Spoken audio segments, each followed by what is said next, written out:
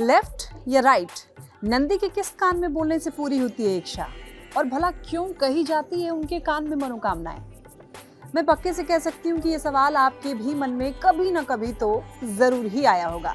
नमस्कार, मेरा नाम है लक्ष्मी और आप देख रहे हैं फोक शास्त्र। हिंदू धर्म में भगवान शिव के वाहन नंदी का भी बहुत महत्व माना जाता है। सभी शिव मंदिरों में प्रवेश करते ही नंदी जी की मूर्ति शिव की ओर मुख किए हुए मिलती है। नंदी को शिव का प्रिय गण माना जाता है, जो सदैव उनकी सेवा में तत्पर रहते हैं। मान्यता है कि नंदी जी भगवान शिव के द्वारपाल के सेवक के रूप में भगवान शिव की सेवा करते हैं। ये भी मान्यता है कि नंदी के कान में अपनी मनोकामना कहने से वो सीधे भगवान शिव तक पहुंचती है। भगवान शिव नंदी के प्रति अत्यंत प्रेम रखते हैं और उनकी हर बात सुनते भी हैं। इसीलिए नंदी की पूजा का विशेष महत्व माना जाता है।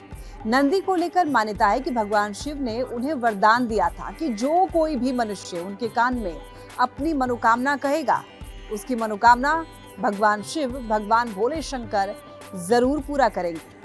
और इस बात का वर्णन ग्रंथों में भी किया गया है। भगवान शिव ज्यादातर समय ध्यान में ही लीन रहते थे। भगवान शिव के ध्यान में किसी भी तरह की बाधा ना पड़े, इसके लिए उनके गण नंदी जी हमेशा भगवान शिव के पहरेदार बनकर उनकी सेवा किया करते थे। भगवान शिव की तपस्या के दौरान जो कोई भी उनसे मिलने के लिए आता था, तब वो नंदी के कानों में धीरे से अपनी बात या फिर मनोकामना बोलकर चला जाता था। भक्तों की नंदी जी के कान में बोली गई बात सीधे भगवान शिव तक पहुंच जाती थी और भगवान शिव उसे पूरा करते थे।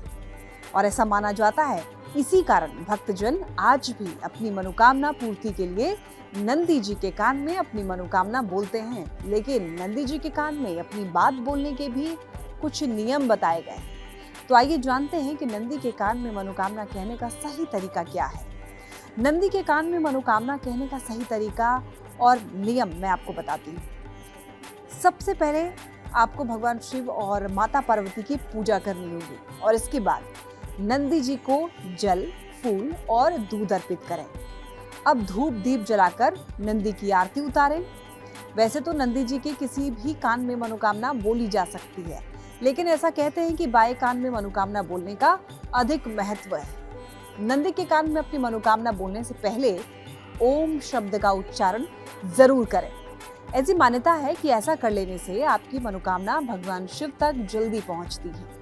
नंदी के कान में अपनी मनोकामना कहते समय इस बात का ध्यान रखना चाहिए कि जो कुछ भी आप नंदी जी के कान में बोलने जा रहे हैं, उसे कोई दूसरा और व्यक्ति ना सुन पाए। इसीलिए अपनी मनोकामना को बहुत ही धीरे से कहें, लेकिन साफ उच्चारण में कहें। अपनी मनोकामना कहते समय अपने होठों को अपने दोनों हाथों से छुपा लेना चाहिए, ताकि कोई भी दूसरा व्यक्ति आपको मनोकामना कहते हुए ना देख सके।